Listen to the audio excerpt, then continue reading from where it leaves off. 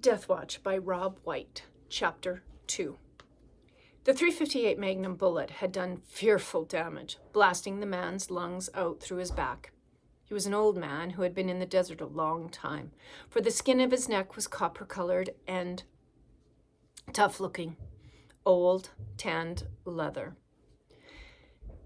His felt hat, almost completely stained with sweat, had fallen half off so that Ben could see the sparse white, unwashed hair, the pale skin of the head ending with a sharp line where it met the copper. He had a brownish wool shirt with long sleeves buttoned at his wrists and a pair of denim pants faded to the color of his eyes. One hand still gripped the handle of the metal locator which lay out in front of him, the round pan of it shining. Ben knelt and turned him gently onto his back, the hat now falling completely off so that the sun shone down hard on the open eyes and grizzled cheeks. The few teeth he had left were long, stained, worn fangs. Suspenders, one loop shot away, held up his pants. The clothes lay on what was left of the man in loose folds. Ben had never seen this man before and wondered a little about that because he knew most of the old prospectors who still roamed these lonely hills. Not even hoping anymore, just roaming, happier in the desert than in the peopled land. "I know you won't believe me," Maddox said, standing behind him and looking down at the man, "but I just glanced once and saw that there were no horns and didn't look any further. I just assumed I'd shot at you." "You didn't." Ben put the old man's hat over his face. "Do you know him?" "No," Ben said, standing up. He didn't look at Maddox as he picked up the Hornet and said, "I'll go down and bring the Jeep up as high as I can. Then I'll bring the ground sheet and we can tie it to the rifles and get him down." "Why not leave the rifle?" Maddox said, reaching for the Hornet. "You won't need it." Ben handed it to him and went down the short face of the cliff and on down across the shale bed. He tried not to think of Maddox at all as he climbed down the long slope of the mountain, picking out a path for the Jeep as he went. Instead, he made a mental list of what they would need: a ground sheet, some rope, a blanket to wrap the body in. He debated about that, though, wondering for a moment why it was necessary to stain a blanket, but decided it was. It was going to be past midnight before they got the body down to the Jeep and got out of the desert. Who should he get in touch with first, Ben wondered. The sheriff? The highway patrol? The justice of peace? Maybe Maddox knew. Poor old man. All by himself out there. All alone, with the empty desert stretching out for miles. Walking along, crouched over a little, holding the locator out and close to the ground, listening hour after hour for the buzz that gold or silver would make, but never hearing it, never really expecting to hear it, just out there to be by himself. The Jeep was hot and hard to start, but he got it going and headed back toward the slope of the mountain. He could see no sign of Maddox, only the white cliff face with the V now casting a dark shadow. It was a funny thing about these old prospectors. They only had one life, the desert. They never told you where they had come from before they came to the desert. They never told you of their childhood or their children or wives or parents. If they'd ever played a game or gone to school or loved someone, you didn't find out from them. The only life they had was the last trip they made into the desert, and the one they were now getting ready to make. And every one of them found his gold mine once. Gold so pure it was lying shining on the ground. They had marked it well, claim staked it, and then pinpointed it with landmarks of mountains or bishop pines that had been growing in place for 1,000 years. Marked and located their gold so well they would come back and find it in the dark. Except that when they did come back with a new grub stake and equipment, they never could find that place again. No gold lay there. No gold lay where they had seen it, only rocks and sand. One name, old men: Sam, Hard Rock, Walt, Zeke. No last name, no known address other than Death Valley or Mojave or Sonora. Any desert, No next of kin. It took Ben half an hour to wrestle the jeep up the slope, getting it as high as he could, not wanting to carry the weight of the man any further than he had to in the afternoon heat.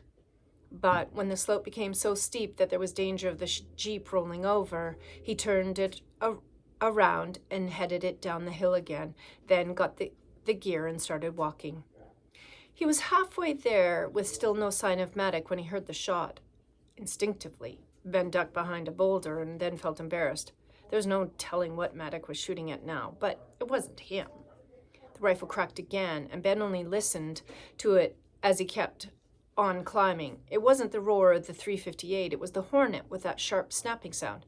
Idiot, Ben thought, one shoulder sweating under the folds of the nylon ground sheet, the other under the coil of the rope and the wool blanket. Maddock was sitting on the ground in what shade there was. He had the Hornet across his knees, looking at it as Ben climbed up to the flat and walked over to him. What are you shooting at now? Nice little machine, Maddock said, holding up the Hornet. I've never shot one before. Good flat trajectory. What's the muzzle velocity?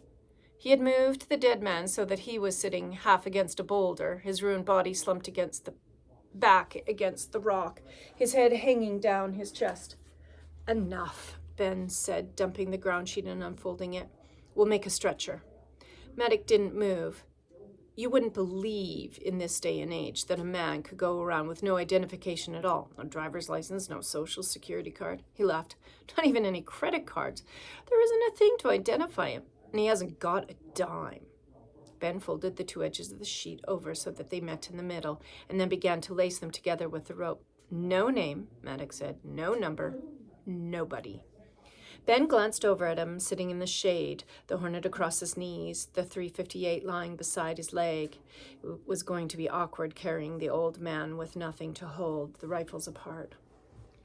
All these old geezers wandering around out here, running away from something, Maddock said. Their wives, the law, the people they owe money to. Nobody knows who they really are.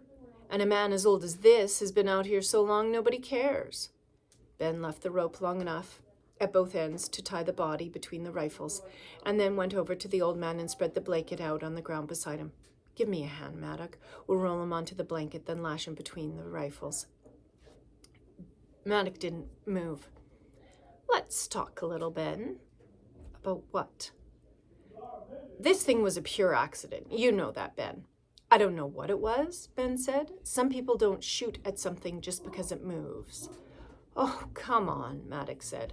I thought it was a bighorn. You thought it was a bighorn. We'd just seen them standing right there. I thought when they moved that we'd scare them. How was I to know that this old man was what really scared them? Okay, Ben said. It was an accident, so let's get him down the mountain. That's what I want to talk about, Ben. This old man with no name, no nothing, is dead. There's nothing we can do about that. The old man had no socks, and one boot was laced with a piece of wire. Ben lifted him, the desert flies swarming up into his face, and laid him down on the blanket. When he pulled his arm out from the body, it was smeared with dirt and blood. Not a thing, Maddox said. And it really doesn't matter, does it? I know that sounds pretty cold-blooded, but it's a fact, Ben. Nobody cared whether this old man lived or died. Nobody is waiting for him to come home because his only home is out here in the desert. Ben angrily drove the flies off with a corner of the blanket and then wrapped it around him, covering the staring eyes, the opened mouth, the mess. Flies settled down on the blanket. Are you going to help me with this? He asked. Let's think this thing through, Ben, Maddox said. If we take this old man back to town, it's going to start a big hassle. A hassle that doesn't need to get started and doesn't mean anything in the end anyway. It's just that the law has to go through all these motions regardless. They've got to have their trial with the judge and the lawyers and the total waste of time and money. What happens? The death is accidental. It's nobody's fault. Not mine, not yours. Sure isn't mine, Ben said. Of course not. So after they spend weeks going through all the motions, where are we? right back where we started with an old man nobody wanted when he was alive, and nobody wants now that he's dead. Nobody gets punished. There's nobody I can pay to make their sorrow less, because nobody cares. I ask you, Ben, why put ourselves through all that hassle? You mean you just want to leave him lying here? Ben asked. No, we'll give him a decent burial. I'm a religious man, and I'll pray for him. Ben looked down at him. I hope I never meet anyone else like you. That's not a kind thing to say, Ben, believe me. If I thought this old man had any sort of family, I'd find them, and I'd see to it that they never wanted for anything money could buy. Think for a minute, Ben. You've been in this desert all your life, but you've never seen this old man before, right? You don't know who he is, and I don't think anybody does. Just an old derelict. So let's don't get ourselves all involved in a big legal tangle. You want to go back to school pretty soon, don't you? Well, if you get tied up in this thing, you'll be lucky to get back to school next year. How did I get into this all of a sudden? Ben asked. I didn't shoot anybody. Medic smiled at him. I can see you've never been involved with the police. As a witness to this thing, you're involved now, and believe me, they can drag it out for weeks or months. Are you going to help me with this? Ben asked. Maddox sat there, his back against the rock, and looked at Ben. Finally, his voice low and sad, said, I see. You want me to be punished, don't you? Well, I can understand that, Ben. Even though it was an accident, you think I should be punished for it. I don't care whether you get punished or not, Ben said. I haven't even thought about it. All I know is that when someone gets shot, you tell the sheriff. That's the way it is. That's the way they say it is. I'm trying to get you to see the point of this thing, Ben. The law isn't going to punish anybody. All the law is going to do is find out whether this was a murder or an accident. Now you know as well as I do that it wasn't murder. So why bother? I'm going to be perfectly frank with you, Ben. I simply cannot afford to get tied up in a legal hassle. It's worth a lot to me to not waste all that time. So if it's worth a lot to me, I see to it that it's worth a lot to you. How much do you need to go to school until you get your degree? Not much. You name it, it's yours. Give me the rifles. Maddox picked up the .38 and got to his feet. He slung the shoulder over his shoulder. Ben, I'm going to ask you one more time. You don't need to, Ben said. The way I see it, someone got shot, and we're going to the sheriff about it.